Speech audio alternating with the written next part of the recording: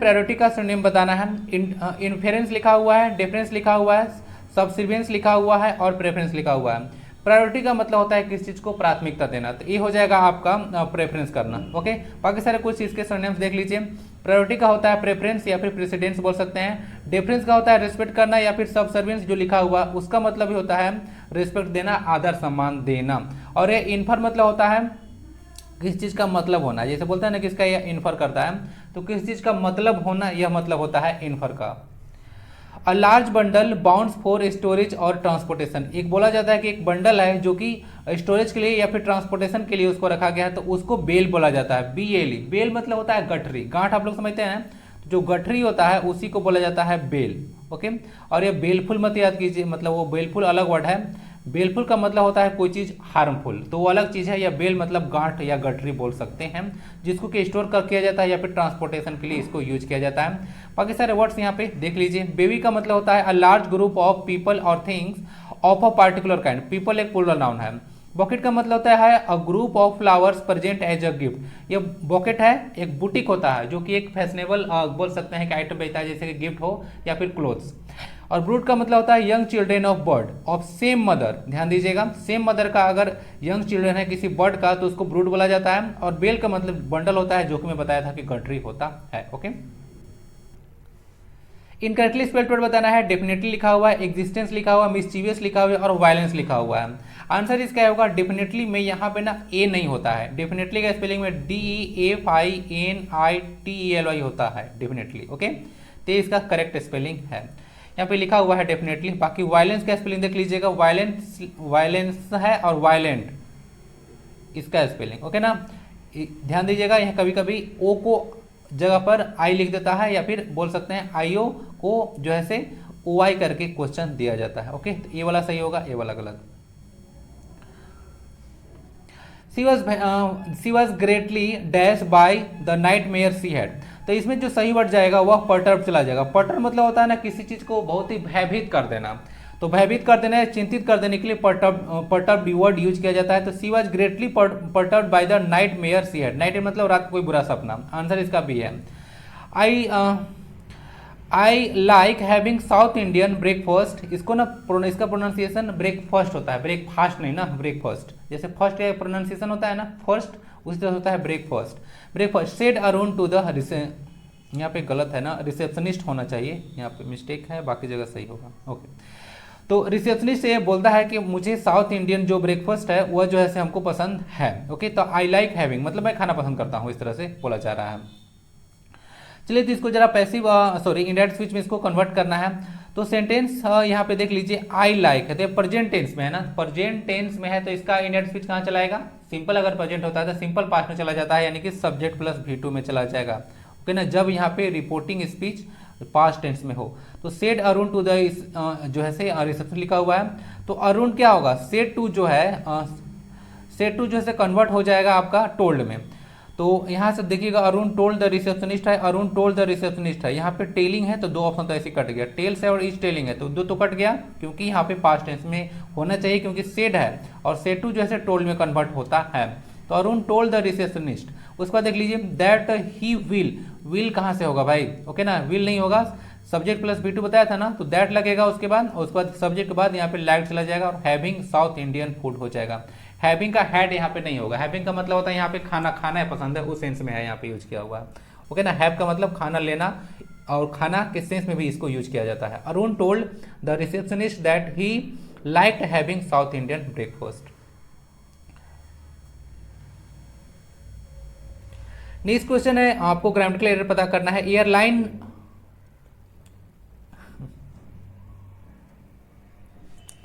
यहाँ पे एस छूट गया ना, airlines have increased fares because according to the new rules only limiting passengers are allowed. तो इसमें कहाँ पे एरर है, तो इसमें जो एरर वाला पार्ट है वो लिमिटिंग है। लिमिटिंग का मतलब क्या होता है, अब एक वर्ड होता है लिमिटेड, इसको जब गलत है तो सही क्या होगा, तो देखिए लिमिटेड सही होगा, लिमिटिंग यहाँ पे गलत है।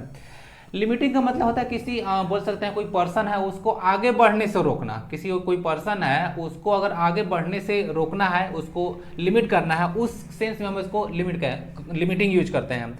और लिमिटेड का मतलब होता है किसी चीज की संख्या को या उसकी मात्रा को जो है से बोल सकते हैं कि फिक्स कर देना या उसको आगे न बढ़ने देना। तो मात्रा के बारे में या नंबर के बारे में अगर बात किया जाता है तब वो लिमिटेड यूज होता है। जब किसी चीज को रोकना है आपको, पर्सन को बोल सकते हैं, तो वहां पे लिमिटिंग वर्ड यूज किया जाता है। तो यहाँ पे देखिए airlines have increase the fares because according to new rules only limited passengers are allowed होगा। पैसेंजर को जो है वहां पे लिमिट किया गया है, तो लिमिटेड वर्ड यहाँ पे सही जाएगा। इसका मतलब है कि जो एरर लाई करता है वह पार्ट नंबर ए में है। ओके ना, चलिए आंसर इसका ये हो जाएगा, लिमिटिंग की जगह पर लिमिटेड करना होगा। एयरलाइंस हैव यहाँ पे सही लिखा हुआ था।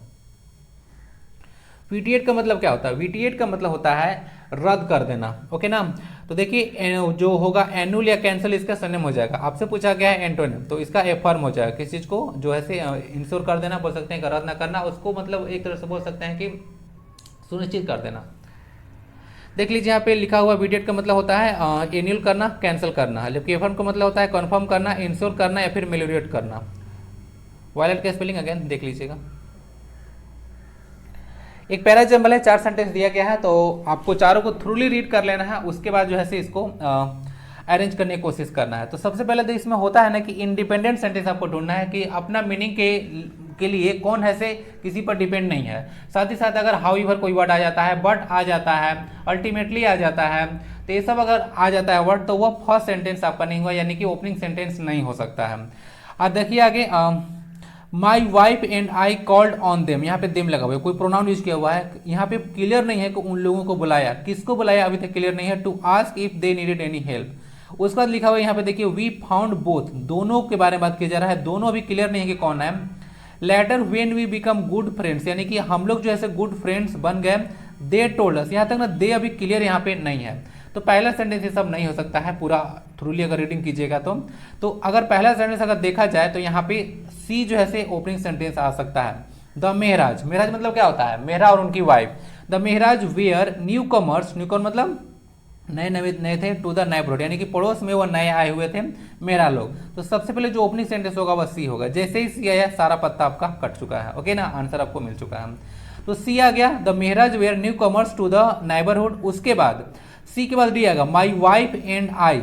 माई वाइफ एंड आई, यहाँ पे देख लीजिएगा डी आएगा, और ध्यान दीजिएगा माई वाइफ पे, यानी कि जो ऑर्डर होता है वो 2 3 1 होता है ना। अगर प्रोनाउन आप लोग यूज करते हैं तो 2 3 1 ऑर्डर होता है, यानी कि पहले सेकंड पर्सन आता है, फिर थर्ड पर्सन, फिर फर्स्ट पर्सन, यानी कि यू ही एंड आई का एक तरह से बोल सकते हैं कॉम्बिनेशन रहता है। ओके ना, तो यहाँ से देखिए यहाँ पे थर्ड पर्सन था, उसके बाद यहाँ पे फर्स्ट पर्सन यूज किया हुआ है।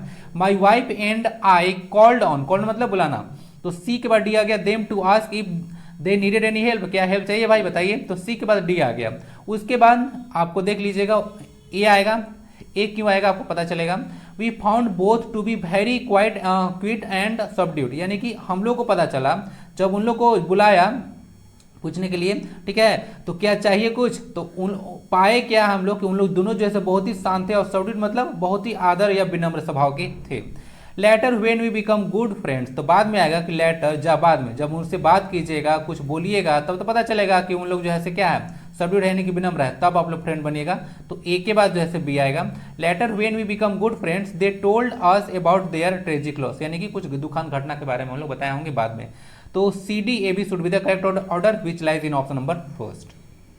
9 है question number C, may be the principal but it is the school administrator who rules the roost. यहाँ पे ना जो अंडरलाइन एक इडियम है उसका मतलब आपको बताना है। तो रूल्स द रूस्ट मतलब क्या होता है? रूस्ट का मतलब होता है एक रोस्टर से बना है, रोस्टर मतलब मुर्गा होता है। तो रूल्स द रूस्ट का मतलब होता है इज इन कंप्लीट कंट्रोल, यानी कि कोई चीज अगर कंप्लीट अगर किसी के कंट्रोल में है तो उसको बोला जा रहा है कि he is ruling the roast, यानी कि सब चीज उसके कंट्रोल में है। Under one's thumb. Okay, answer इसका बी हो जाएगा। अंडर वंस थंब का भी मतलब होता है किसी के दायरे में या उसके कंट्रोल में। ओके ना, लेकिन रूल्स द रूस्ट का मतलब होता है संपूर्ण नियंत्रण में, यानी कि पूरा पूरा जो हाथ है उसी का है। My hands were eager for tore up that awful letter. देखिए यहाँ पे अंडरलाइन पार्ट को इंप्रूव करना है। फोर टोर अप है, देखिए यहाँ पे माई हैंड्स वेयर ईगर, हमको यहाँ पे ना इन्फिनेटिव चाहिए, क्या चाहिए, एक इन्फिनेटिव चाहिए, जो कि इन्फिनेटिव क्या होता है 2 + V1 से बनता है, ओके ना, 2 + V1 से बनता है, हमको यहाँ पे इन्फिनेटिव चाहिए, तो 2 के साथ हमको base form of the verb लगाना पड़ेगा। यहाँ पे तो कोई ऑप्शन है ही नहीं, ये क्वेश्चन लगता है कुछ गड़बड़ होगा, इसको ना 2 टियर करना पड़ेगा, आंसर इसका डी हो जाएगा, सॉरी टूर की जगह पर टियर होना चाहिए, क्योंकि 2 के साथ हमको base form of the verb use करना होगा, to tear up that awful letter, awful मतलब एक तरह से बोल सकते हैं कि बुरा होता है, हार्मफुल टाइप का, हानिकारक जो है, आंसर इसका डी हो जाएगा, base form of the verb यानी कि इन्फिनेटिव यूज करना पड़ेगा। Choose the miss spelled word, exceed लिखा हुआ है, उसके बाद एड्रेस लिखा हुआ है, एनेक्स लिखा हुआ है, या फिर अटेम्प्ट लिखा हुआ है, आंसर इसका सी हो जाएगा। एनेक्स का मतलब होता है हथियाना, ओके ना, टू कंट्रोल ओवर समबडी और समथिंग बाय फोर्स, तो एनेक्स जो वर्ड होता है ए होता है एनेक्स, ओके ना। चलिए एनेक्सेशन तो हिस्ट्री में पढ़े होंगे, अवध का हुआ था। एनेक्स जो होता है to control forcibly over somebody और समथिंग लिखा हुआ है। बाकी एक्सीड का स्पेलिंग देख लीजिएगा, EXCEED होता है एक्सीड, ओके ना। सक्सीड का स्पेलिंग शायद आ जाएगा, टेंशन मत लीजिए। एड्रेस में डबल डी के साथ सिंगल आर होता है और डबल एस होता है, अटेम्प्ट में डबल टी होता है, ये सब ध्यान रखें। जो आज ऑप्शन है हो सकता है कल क्वेश्चन बनकर आ जाए। Make a list of most the things you would like to do once this lockdown is over, जब लॉकडाउन ओवर होता है तो लिस्ट बना लो भाई, क्या क्या तुमको करना है। तो यहाँ पे जो अंडरलाइन पार्ट है उसको इंप्रूव करना है, मोस्ट को अंडरलाइन किया हुआ है, ऑप्शन है ईच, नो इंप्रूवमेंट है, मेनी है, फिर ऑल है। ईच को तो आप लोग हटा ही दीजिए, ईच के साथ आपको सिंगुलर नाउन लगता है, यहाँ पे द थिंग्स लगा हुआ यानी कि प्लूरल है, मेनी लग सकता है, ऑल भी लग सकता है। अब ध्यान दीजिए, मेनी द थिंग्स इस तरह से यूज नहीं होता है ना, मेनी द थिंग्स इस तरह से यूज नहीं होता है, ऑल यूज हो सकता है, या मोस्ट के बाद अगर आप लोग यूज करते हैं ना तो मोस्ट के साथ ऑफ लगता है, तो ऑल द थिंग्स यहाँ पे सही ऑप्शन जाएगा, ऑल द थिंग्स। और ऑल के साथ यहाँ पे काउंटेबल नाउन भी लग सकता है या फिर अनकाउंटेबल नाउन भी लगता है, इसको ध्यान रखिएगा। काउंटेबल आएगा, अगर काउंटेबल आता है तो ये प्लूरल फॉर्म में होगा, ओके प्लूरल होगा, और अनकाउंटेबल होगा तो ये तो आपको पता होगा सिंगुलर फॉर्म इसका होता है, जैसे मिल्क हो गया, वाटर हो गया। ऑगमेंट का क्या होता है, ऑगमेंट का मतलब होता है कोई चीज वृद्धि करना ना, तो इसका हो जाएगा मल्टीप्लाई, एम्पलीफाई, डिक्रीज या इंक्रीज। एंटोनिम पूछा है ना, ध्यान से देखा कीजिएगा क्वेश्चन, तो इसका हो जाएगा आपका डिक्रीज, ओके। सारा जो ऑप्शन है यहाँ पे एम्पलीफाई बोलिए, इंक्रीज बोलिए, मल्टीप्लाई, ये सब इसके सिनोनिम्स हो जाएंगे, ओके। देख सकते हैं मल्टीप्लाई, एम्पलीफाई, इंक्रीज या फिर सो, यहाँ पे जी इतना मिस्टेक कर दिया हूँ। एक वर्ड होता है सोर, SOAR, इसका मतलब ये होता है कोई चीज जो है से ऊपर चढ़ना, ठीक है। डिक्रीज का होता है स्किड या फॉल, ये सोर और स्किड वर्ड याद रखिएगा, इंपॉर्टेंट है ना। स्किड का मतलब फॉल होता है नीचे गिरना, और सोर का मतलब होता है ऊपर चढ़ना, ठीक है। चलिए आंसर इसका सी है। प्रिसीजन का सिनोनिम बताना, एक्यूरेसी, वेग्यूनेस, एस्टिमेशन या फिर नेग्लेक्ट, आंसर इसका ये हो जाएगा। प्रिसाइज होता है ना कुछ प्रिसीजन के साथ, यानी कि एक्यूरेसी के साथ इसको शुद्धता बोल सकते हैं, प्योरिटी, तो आंसर इसको देख लीजिए, लिखा हुआ है एक्यूरेसी या फिर प्योरिटी, और तो इसका सिनोनिम पूछा गया था, तो यह आंसर ये हो गया। वेग्यूनेस मतलब होता है अनक्लियर, वेग्यू वर्ड काफी इंपॉर्टेंट है ना, VAGUE, वेग्यू मतलब होता है अस्पष्ट, तो इसको अनक्लियर बोला जा सकता है, याद रखिएगा वेग्यू वर्ड को, CLER। To put one's foot in one's mouth, तो इसका यह एक इडियम है, इसका मतलब होता है टू एक्सीडेंटली इम्प्रेस और अपसेट समवन, किसी को जो है ना से बोल सकते हैं असकमात जो है से बुरा उसको फील कराना, इम्प्रेस करना, लज्जित करवा देना, उसको बोला जाता है to put one's foot in one's mouth, यानी किसी के माउथ में पैर डाल देना। तो इस तरह का कुछ इडियम है, इसको समझ लीजिएगा। एक्सीडेंटली मतलब असकमात जो है से अचानक से किसी को इम्प्रेस यानी कि बहुत ही ज़्यादा बुरा फील कराते हैं। इम्प्रेस में ध्यान दीजिएगा, वर्ड काफ़ी इंपॉर्टेंट है, EMBA, ओके ना, डबल RA के साथ डबल एस आता है, यानी कि दोनों जगह यहाँ पे डबल होता है, यानी कि डबल R और डबल एस होता है। जो कि हरास होता है HRASS, ये हरास में यहाँ पे सिंगल R होता है, यहाँ पे डबल एस होता है, वर्ड याद रखिएगा, दोनों काफ़ी इंपॉर्टेंट है, कितनी बार रिपीट हुआ है इन वेरियस एग्जाम्स। नेक्स्ट आपको पैसिव फॉर्म में इसको कन्वर्ट करना है। The disaster management team rescued the flood victims, verb देख पहचानी जरा, रेस्क्यूड है यानी कि subject plus V2 plus object, clear है ना। तो subject plus V2 plus object, इसका ट्रांसफॉर्मेशन कहाँ पे होगा, तो इसका हो जाएगा वाज या वेयर के साथ V3 लगेगा, क्लियर है। तो देख लीजिए फ्लड विक्टिम्स आर है, हैव है, आर है, तीनों को तीनों ऑप्शन ऐसे कट गया, बस ऑप्शन एलिमिनेट हो चुका है। द फ्लड विक्टिम्स यहाँ पे ऑब्जेक्ट है, द फ्लड विक्टिम्स उठाया जाए, इसको सब्जेक्ट बनाया जाए। द फ्लड विक्टिम्स प्लूरल है तो वेयर लगेगा, उसके बाद V3 रेस्क्यूड, उसके बाद बाय प्लस एजेंट लगेगा, by the disaster management team यहाँ पे सब्जेक्ट था जो कि ऑब्जेक्ट जाकर बनेगा, क्लियर है। पैसिव वॉइस में आंसर इसका सी है। ध्यान दीजिएगा, एक्टिव और पैसिव में टेंस को आपको चेंज नहीं करना है, ठीक है। टेंस मतलब अगर मान लेते हैं कि प्रेजेंट इंडिफिनिट का है तो उसी में रहेगा, इजी मार्क प्लस V3 आता है जब है तो हैज ही हैव रहेगा, हैड नहीं होगा, वो सब इनडायरेक्ट स्पीच में होता है। कितनी बार मैं आपको बता चुका हूँ। A doctor who deals with bone problem, जो बोन प्रॉब्लम के साथ डील करता है उसको आप लोग ऑर्थोपेडिस्ट बोलते हैं। आंसर इसका सी हो जाएगा। बाकी देख लीजिएगा ऑर्थोडोंटिस्ट क्या होता है, एक ऐसा डेंटिस्ट होता है जो कि टीथ और जा के बारे जो इरेगुलरिटी होता है, यानी कि जो अगर दांत किसी का खराब हो गया है, मतलब देखते हो ना किसी का चौहड़ निकल जाता है चाहे और किसी के दांत का इरेगुलरिटी है, तो उसको जो ट्रीट करता है उसको ऑर्थोडोंटिस्ट बोलते हैं। चिरोपोडिस्ट होता है ना, लेग होता है, उसको जैसे लुक आफ्टर करता है, यानी कि उसको देखभाल करता है अलग अलग तरह का जो टाइप अगर लेग हो जाता है उसमें। और डर्मेटोलॉजिस्ट होता है, स्किन का डॉक्टर होता है, उसको ध्यान रखिए स्किन डिजीज को ट्रीट करता है। Einstein school teachers thought he would never success in life. Success यहाँ पे क्या है, सक्सेस यहाँ पे नाउन है, ओके ना। हमको यहाँ पे नाउन नहीं चाहिए, हमको यहाँ पे एक वर्ब चाहिए। नेवर यहाँ पे जो है सॉरी यहाँ पे सक्सेस नाउन है, तो हमको क्या चाहिए उसके बाद हमको एक वर्ब चाहिए जो कि होगा सक्सीड। तो ACUCC यहाँ पे लिखा हुआ है ACUCC, उसके बाद ED होता है सक्सीड ना। चलिए तो यहाँ पे देख लीजिए सक्सीड एक वर्ब है, तो टू के बाद यहाँ पे V1 यूज किया हुआ है। आंसर क्या हो गया, नेवर सक्सेस, यानी कि सी वाला पार्ट में एरर है। क्लियर। अब क्लास आपका एडमिट कार्ड सब तो हो चुका है, तो अब क्लास कंटिन्यू रहेगा। Shekhar Gupta is one of the dash journalist of India. Eminent है, एक्सपोनेंट है, इमिनेंट है या फिर पर्टिनेंट है।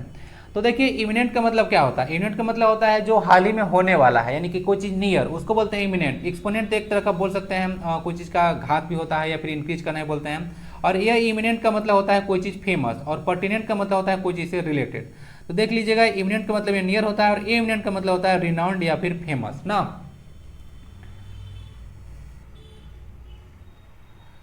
चलिए आंसर इसका हो जाएगा सी ना। इमिनेंट का मतलब होता है फेमस, रिनाउंड, तो यही होगा। एक one of the eminent journalist थे। और वन ऑफ के बाद देख लीजिएगा जो आएगा यहाँ पे द के साथ यहाँ पे लगेगा जो भी वर्ड है, उसके बाद प्लूरल नाउन यहाँ पे यूज होता है ना वन ऑफ के बाद।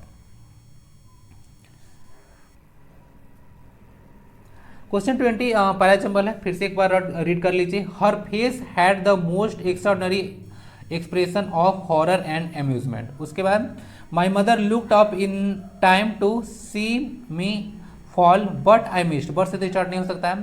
देखिए जो सेंटेंस इसमें जो स्टार्ट होगा ना वह डी से होगा, ओके ना, डी से होगा।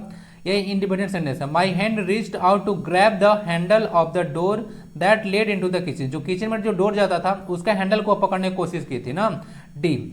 बट आई मिस्ड एंड, यानी कि वो उसको नहीं पकड़ाया, नहीं पकड़ा यानी कि डी के बाद सी आएगा। आंसर आपको मिल चुका है, ठीक ना। इसी सी में इतना ही करना होता, दो ऑप्शन चूज कीजिए, फॉर एग्जाम्पल हो जाएगा। तो but I missed and went sprawling across the kitchen floor. Kitchen floor पर धड़ाम से वह गिर गई थी। उसके बाद my mother looked up in time to see me fall, यानी कि वह देख रही थी कि उसी समय देखी कि क्या है मैं गिर रही हूँ, ठीक है। तो सी मी फॉल, गिरते हुए देखी। हर फेस, अब देखिए यहाँ पे डी के बाद सी आएगा, उसके बाद जो है से आपका बी आएगा, और ए क्यों नहीं आएगा, हर फेस है तो हर इसके मदर के लिए यूज किया हुआ है। Her face had the most extraordinary expression of horror and amusement. तो उसका जो क्या बोलते हैं देखिए कोई गिरता है तो थोड़ा सा हंसता है और थोड़ा सा विस्मय स्वभाव में भी रहता है। तो वही विस्मय, और बोल सकते हैं कि एक तरह का हाथ से दोनों तरह का जो है से मिश्रित भाव जो है से परिलक्षित हो रहा था उसका चेहरा पे, तो उनके चेहरे पे। तो DCBA ही होना चाहिए ऑर्डर ना, जो कि ऑप्शन नंबर बी में है। तीसरे से इसको अरेंज कर लेना है, बहुत ईजी था। और क्वेश्चन नंबर 21 से लेकर 25 तक क्या होता है, पैराजिमल याद आता है, क्लोज टेस्ट होता है। तो इसको भी आपको एक बार थ्रूली रीड कर लेना है ताकि इसका ना रेफरेंस आपको समझ में आ जाए, उसके बाद आराम से भर लेना है। The doctor left some medicine with the instruction for giving them, यानी कि देने कैसे आपको दवा जो है से लेना है, इंस्ट्रक्शन देकर जो है से डॉक्टर चले गए थे। One was to dash down the fever and another to overcome an acid condition, okay ना। एसिड कंडीशन यानी कि एंटासिड था, ओके। द जर्म्स, यहाँ पे लिखा, यहाँ पे द नहीं होगा। The germs dash influenza can exist only in acid condition. उसके बाद बोला है explained, he said there was dash to worry if the fever did not go up above 103 degrees. This was an indication, this was and dash of flu and there was no danger if pneumonia could be dash. देखिए इतना मैं पढ़ दिया, आइए fill करने की कोशिश करते हैं। तो डॉक्टर तो कुछ इंस्ट्रक्शन दे के कुछ मेडिसिन दिए थे, इंस्ट्रक्शन में दिए थे और चले गए थे। 1 was to क्या ब्रिंग है, श्रिंक है, रिड्यूस है या फिर डिक्रीज है। तो ये तब तक आपको नहीं भराएगा ना जब तक कि आप आगे वाला पार्ट नहीं पढ़िएगा। तो 1 was to bring down होता है। ब्रिंग डाउन मतलब होता है किसी चीज को कम करना। क्या करना? कम करना। तो ब्रिंग डाउन होगा, यह एक फ्रेजल वर्ब है। ब्रिंग डाउन ना, ब्रिंग डाउन एक फ्रेजल वर्ब है। तो आपको ऐसे ही पता होना चाहिए कि ब्रिंग के साथ डाउन लगा हुआ है, यानी कि भर प्लस प्रीपोजिशन एक फ्रेजल वर्ब है। इसका मतलब होता है कम करना। तो फ्रेजल वर्ब पता नहीं रहेगा तो नहीं भराएगा। तो आगे पीछे भी थोड़ा सा देख लीजिएगा आप लोग कि जो ऑप्शन है उसके बाद कौन सा वर्ड है, ओके ना। और कभी कभी उसके पहले भी देख लीजिएगा कि कौन सा वर्ड है, फिल करने में आसानी होगा। तो यहाँ पे ना ब्रिंग वर्ड सही जाएगा। ब्रिंग डाउन का मतलब होता है कुछ को कम करना। तो बुखार को कम करने के लिए बात किया जा रहा था। The fever and another to overcome, यानी किस पर काबू पाना था? एसिड कंडीशन, यानी कि जो एसिडिटी हो गया था पेट में उसको काबू पाने के लिए था, यानी कि एंटासिड यूज करना है, मिल्क ऑफ मैग्नीशिया MgH का होल 2। उसके बाद लिखा हुआ है द जर्म्स, आगे बोला जाता है, देखिए द जर्म्स डैश इन्फ्लुएंजा। तो क्या लगेगा यहाँ पे ना जर्म का, किसका जर्म्स है? इन्फ्लुएंजा का है। तो इन्फ्लुएंजा का जो है जर्म के साथ रिलेशन दिखाने के लिए प्रीपोजिशन ऑफ ही यूज किया जाता है, यानी कि पोसेशन अधिकार दिखाता है। तो ऑप्शन आंसर इसका डी होगा, ठीक ना। पोसेशन दिखाने के लिए प्रीपोजिशन ऑफ यूज किया जाता है। एपोस्ट्रोफ किया जाता है या एस एपोस्ट्रोफ किया जाता है ना, इस तरह का पैटर्न यूज किया जाता है पोसेशन को शो करने के लिए। तो the germs of influenza can exist only in acid condition, he explain, यानी कि वो एक्सप्लेन कर दिए। He said there was dash, देखिए there was nothing, anything, nobody या फिर everything। तो यहाँ पे nothing to worry होगा, यानी कि घबराने की कोई बात नहीं है, ओके ना, घबराने की कोई बात नहीं है। तो nothing to worry वर्ड यहाँ पे सही बैठता है। If the fever did not go up above 103 degree, okay ना, 103 डिग्री से ज़्यादा अगर बुखार नहीं जाता है तो घबराने की कोई आवश्यकता नहीं है। This was and डैश,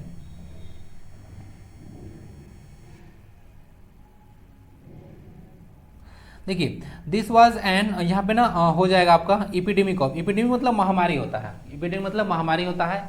चलिए, तो this was an epidemic of flu, यानी कि फ्लू के चलते यह महामारी हो रहा है। This was an epidemic of flu and there was no danger, यानी कि फिर से बोला जा रहा है कि खतरे कोई बात नहीं है। If pneumonia could be prevented, यानी कि न्यूमोनिया को प्रिवेंट किया जाता है तो उसमें कोई दिक्कत की बात नहीं है।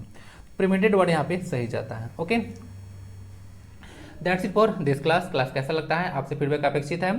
वीडियो को एक लाइक जरूर दें और फर्स्ट टाइम चैनल विजिट कर रहे हैं तो चैनल से जरूर जुड़े। और सारे पार्ट्स हो, चाहे वह मैं तो पहले भी आपको बता के रखा हूँ कि एसएससी व CHSL हो, सीजीएल का सेट हो, सबका आप लोगों को करके देख लेना है। एसएससी में क्वेश्चन बहुत ही ज़्यादा रिपीट करते हैं और इंग्लिश का तो मैं तो गारंटी दे दूंगा कि अगर प्रीवियस ईयर क्वेश्चन पढ़ के चले जाइएगा तो मोर देन आपको 95% आप लोग सॉल्व कर लीजिएगा, ओके।